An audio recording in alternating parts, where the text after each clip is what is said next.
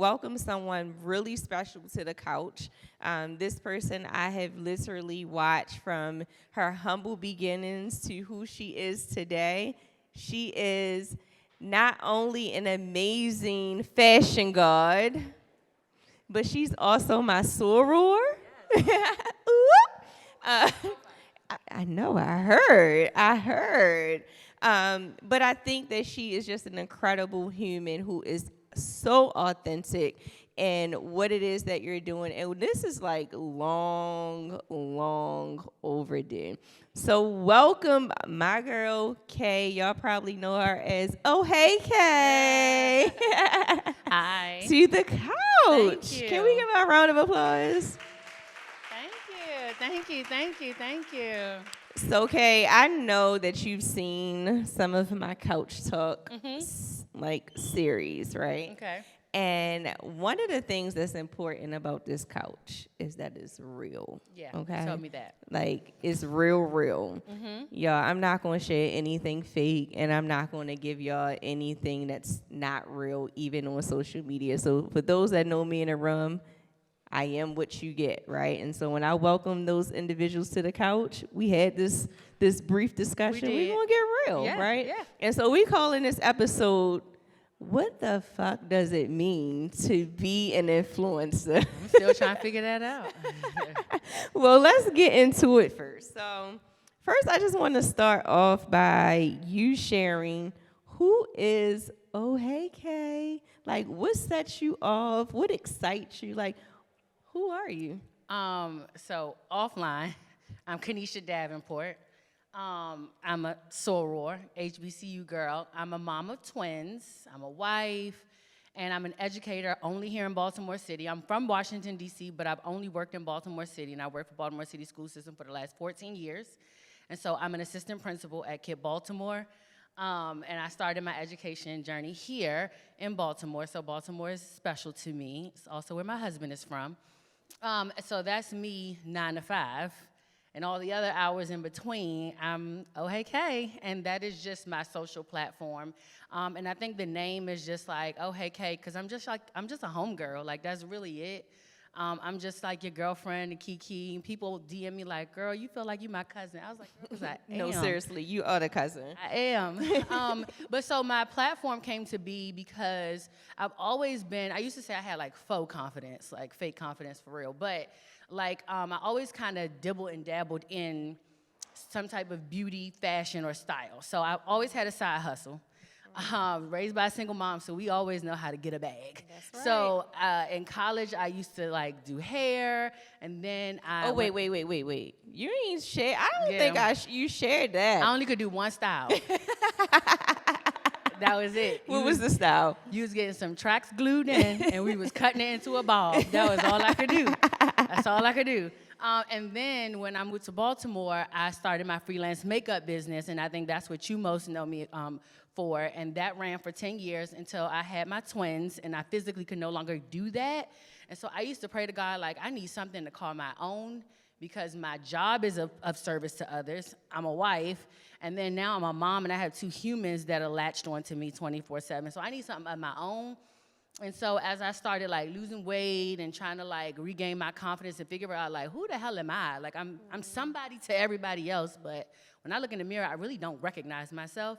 And so that's where my social platform came up. That was just me sharing my journey as I was like rediscovering my confidence through my style and trying to figure out how to style this mom body.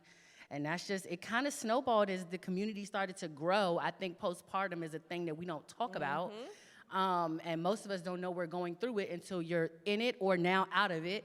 And so I think I started talking about that and my struggles with that and becoming a working mom, which that's ghetto as hell. Like, Wait till they turn a teenager. I can work or I can mom, but both, shit. No, that's crazy. That's wild. Let me tell you something. Wild. Teenage years will take you I'm not to even prison. looking forward to it. Don't. I'm scared for you. And they both gonna have periods. Yes. What? It's going to be 3 of y'all. I didn't even think about that. Ghetto. Do not recommend 0 out of 10. Call your daddy. So that's really where our social platform came about. The community started growing. And then I didn't know what influencing was. That wasn't something I was chasing or trying to do.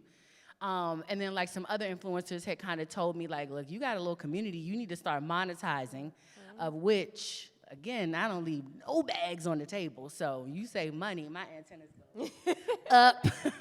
Like I get paid to be myself.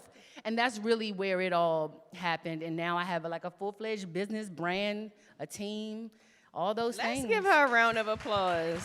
Thank you. I truly, when I came up with this random idea of like to do this couch talk, I promise you, you were like number one on the list. Thank you. And it's not because you have this large community at all.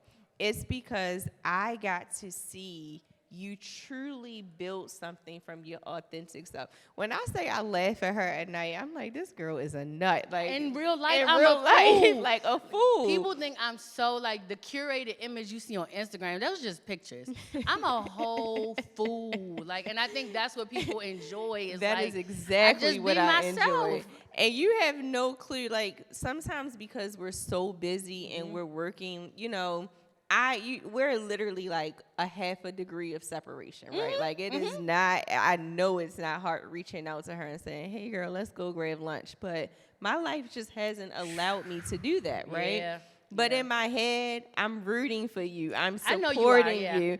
I'm loving the things that you do. But what I love more is that you do that for others. Oh, thank you. Well, that's how you secure your blessings. You got to learn how to clap for others even when you're not in your winning season. That's why people don't be winning, because they haters. Say that again. Can you say that louder in the mic? No, really, like you, and I, honest to God, feel like this whole thing happened for me when it was supposed to, because I feel like the old Kay, pre-mom Kay, like I wasn't ready for it. I wasn't mature enough, like, because this also will break you down. People say all kinds of crazy shit to me on, excuse me, can I cuss? Yeah. Yeah. Absolutely. People say all kinds of like, you know, crazy stuff to me, and the way I think about it, I'm like, I got a job. I don't need this. My husband got 10 jobs. jobs. I say that every day. I'm like, I don't need this. My man got 2 jobs. Like, but people say crazy things. People think they had like just unlimited access to you, and I didn't sign up for that part. I signed up for the check, not like, you know, the part where, you know, people think they know you, they all in your business, all in your face. Like, so that part is really weird, but I mean, I embrace it all. I embrace it all, but people need to be, I think people, it's really unfortunate that amongst women, we have to either treat each other like competition or be like absolutely distant from one another. And what I will say is like, I can't speak for other people in this space. I've heard a lot of like mumblings about it, but I personally have only felt embraced by other Black women in this industry. And I like to say like, that when people kind of look at me like I'm, you know, I've accomplished things and all those things are great, but I really feel like I'm a combination of all the Black women that pulled me up by my collar and like that. got me together. So whether they be pro fights, whether they be other sorors, whether they be aunties, mentors, all those things, like somebody got me together, not to humble me, but to tell me with love to do better. And I feel like that's the energy I bring when I come into spaces. So I don't necessarily feel the cattiness that lives in this industry. I haven't really. I love that you're still pure in that way, right? Like you feel like you've been embraced, and I think that's important. Any of my friends or people that know me in the room, they know you tell me you do something, I'm gonna put you on. I'm about to put you on, so you better be ready, yeah, right? Yeah. And I always say I am God's favorite. Because I literally, if I envision it in my head, it typically happens. And someone told me, like, no, that is the blessings that you have have put into the world that you're getting back. And so you just need to embrace that. So I love that you do that. And you truly do that. I'm not saying that because you're sitting here. I've heard so many amazing things from other people. Seriously. The other thing that I wanted to just touch on is that you said you get to be yourself, but you also have to be cautious of like the crazy things that people say. And if I can be very honest with y'all, part of the reason why I am just starting this is the protection of my space. Yes. It would get out of hand. Like, I'm not on No, for real. Kay's level, but my family would be in the mall, and everybody would recognize them, and That's it started real. to creep me out. It is creepy. It's very creepy. Well, I will say this. At first, when you're not used to it, out of nowhere, you know what I mean? It's like, it's just strange. And people would notice me with my mask on. I'd be like, so it just is this feeling where you're constantly feeling like you're being watched. But another influencer has said to me, like, you just have to be like, what my therapist was saying, like, you have to be, people are just showing their appreciation. Yeah. In some way, shape, or form, you inspire people, aspire to have something or do something that you do, like something about you, your light is shining, right? And so people are just being appreciative. And so luckily, people have been very kind and nice. And again, I just give them the same old homegirl, like, hey girl, how you doing? Let me follow you back, blah, blah, blah, so that they don't feel weird because, all it takes is one negative interaction and I'm canceled. I ain't even start yet. Like, so just kind of treating people the way I would want to be treated. But it is weird when you get messages like, I got a message that said, I saw you at Towson Hot Bagel. I was like, at 6:30 in the morning? God damn. Like I thought everybody was asleep. I wish you had walked up and said hi rather than, message me later. But yeah, it is weird and trying to like safeguard my kids. My husband's definitely like, I ain't for the internet. But I'm like, you are now. It's a family business. And I mean, it ain't hard to recognize my husband. You see him one time, you know who he is, right? And so I'm glad you said that because I think sometimes people are afraid to kind of grow like that because they have to be protective of their space, and sometimes it's overwhelming. Like I'm telling y'all, I love people, I really do. But when I am in my space, like at home, I just want to be there. And I used to tell my husband, like, taking all of this energy in, like tonight, I'm crashing. Like, don't call me tomorrow, right? You need a day to recover. Yeah, absolutely. But in terms of like safeguarding your space too, I feel like you gotta like your space and your energy, all of that is like, I just feel like it's poor personal hygiene to allow any and everybody to have access to you. Also, because I don't know what you got in your system, and I don't want to get in my system. Like, I got to protect my little bubble, you know what I mean? And so, but I feel like there's a way to do that. The same thing online. Like, I think one mistake people make is like, they get online trying. And so maybe your niche is mental health. Maybe your niche is therapy, nursing, whatever your thing is, and maybe you're sharing it on a social platform. What happens is people's community starts growing, they start getting attention, and they start to love the attention more than the thing that they were passionate about. And so now you have turned your social platform from something that like educates and inspires people to a reality show. Yeah. Now people do feel entitled to your business. People ask me questions all the time, and I do not answer because that's not on the table. Yep. You're going to get these looks. And I don't want to be part of a reality show at all. Like, that's just way too much. Because once you open that can of worms, now people think they gotta know your husband when y'all argue. Like, I argue with him every day. I don't feel like sharing that with you. Nope. All right. So, I mean, you touched on a lot of the stuff that I, had on my little cue cards, but I want you to talk about, like, how do you actually keep you in the center of everything when you still have work to do, like working with brands and partnerships and stuff that you're getting paid for? So short answer, I'm a crackhead. Long answer, like, I don't even know how. I think it's the number one question I get. I really don't know how. And I try to tell people as many times as I can that, like, I don't do it all. Like, it's, and I know we've heard other black women say this, like, where I may be succeeding in one area, I am immediately failing in another area. Like, I'm on a brand trip and I'm missing my kid's first field trip, right? Or I'm on a brand trip and I'm taking off work. Shit, I'm out of PTO.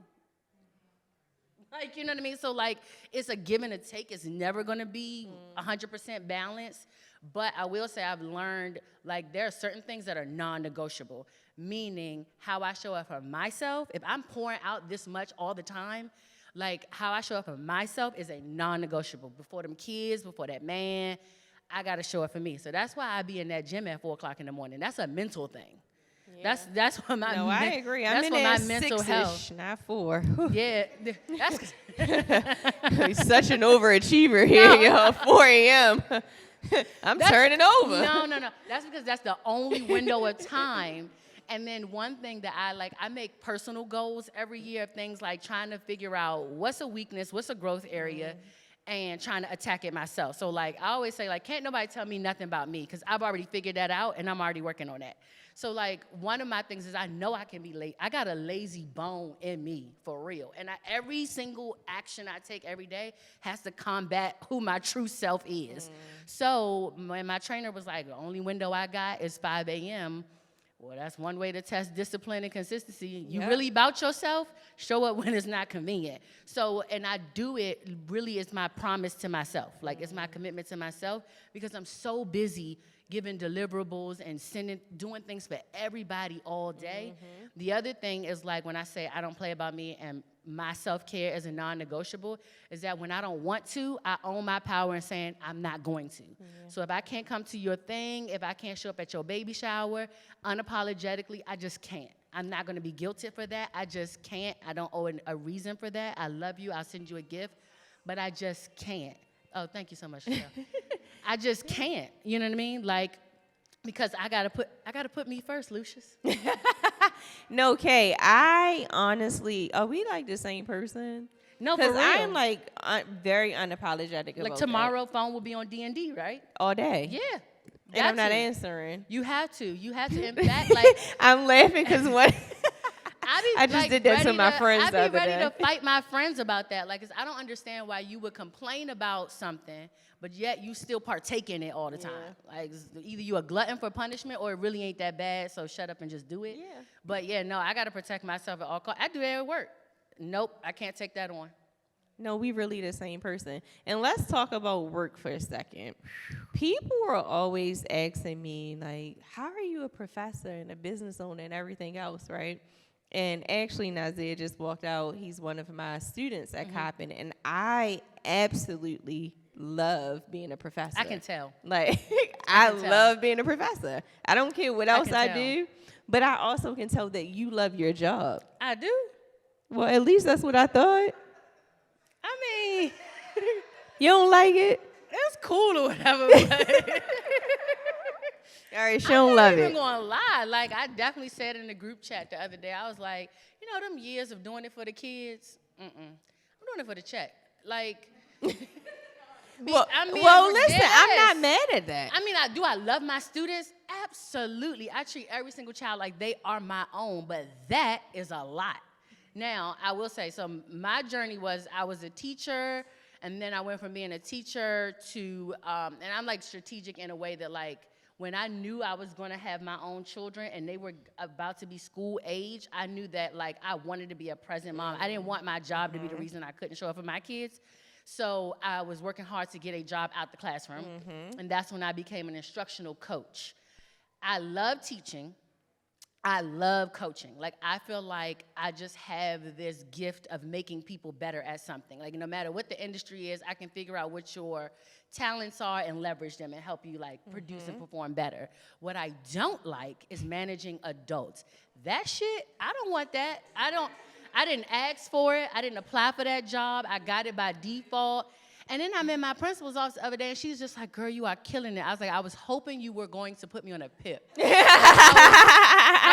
I don't want to keep hearing I'm doing a good job. Real life, I'm doing bare minimum, and I don't understand why y'all don't see that. That's because everybody else does the bare minimum. It's crazy that my bare minimum be better than most people's Correct. grades, but I'm not trying. Like, I'm trying to keep it low-key, fly right under the radar, clock in and clock out, and they just be wanting me to do more. No, I agree with that. Like, but I absolutely do love being a professor. And that's probably because I really don't have to manage those humans. Now, I will say how people think that I absolutely love being a business owner.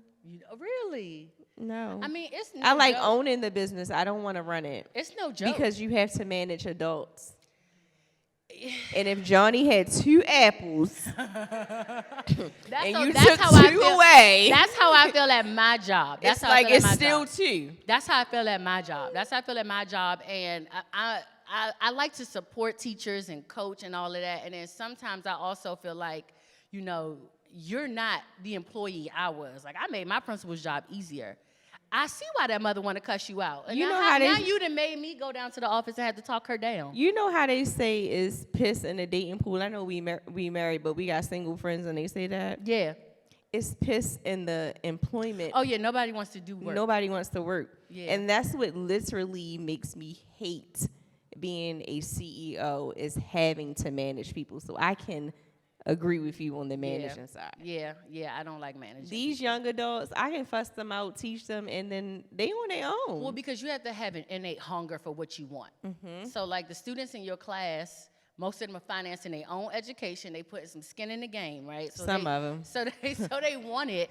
And then, to be honest, I mean, part of teaching them is, like, I can't save you from yourself. The consequence is the consequence, because I'm getting you ready for the real world, right? Right, Nazia? All right, Kay. All right. So I know I only have you for, look, he's telling me to wrap up. Like, we having a good conversation. We can do this all day. All right. So I know influencing looks fun, right? But I know the truth because, you know, I dabble in it a little bit, and that consistency is like.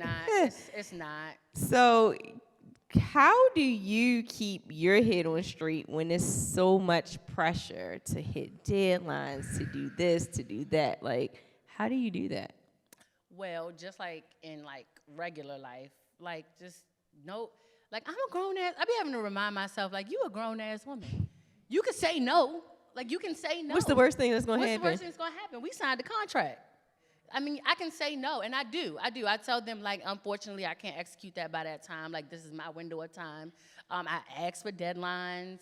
And honestly, part of it, I feel like I was able to, my business became a business when I got a team of people. And while I used to think of, like, oh God, I didn't have any overhead costs at first. Now I do, but you can actually position yourself to do more and make more money. So the business is running and things are working even when I'm at my 9 to 5, or even if I decide not to work that day. So, you know, that's how I keep it going. Is I just kind of delegate to other people, but my team is not like yours. It's very small. I have a small team. Yeah, trust me. It's small. It's like 3 of us. My worst employee is my husband. Yours too? He's on probation. probation. You know he don't even listen to me. He listen to Keisha. And he pays me late. He runs the payroll. That's be like, crazy. oh, I know you lying. That is crazy. I said, I'm taking you to HR. Yeah.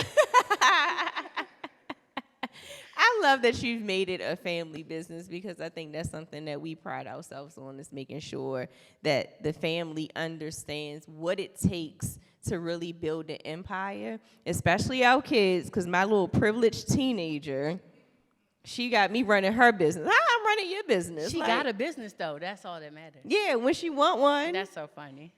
But she want to spend all the money but don't want to do all the work. Yeah, that's me. But Kay, thank you so much for blessing the couch. I truly appreciate it, and we gotta do something much bigger. We gotta figure out what that is. So can you all give Kay a round of applause? Did y'all enjoy this conversation? Thank you. So wait. You moving too fast. I know you got you I moving thought you wanted too me to get fast. to your Not next yet. one. Okay. Not yet. Okay, sorry. I wanted you to get your flowers, Okay. you know, your round of applause. So before Kay leaves, I do want you to tell, for those that may not be following you, tell them how to follow you and how to stay connected. And Yeah, so I mean, I'm on all platforms. TikTok is not my age range, but I'm on there too.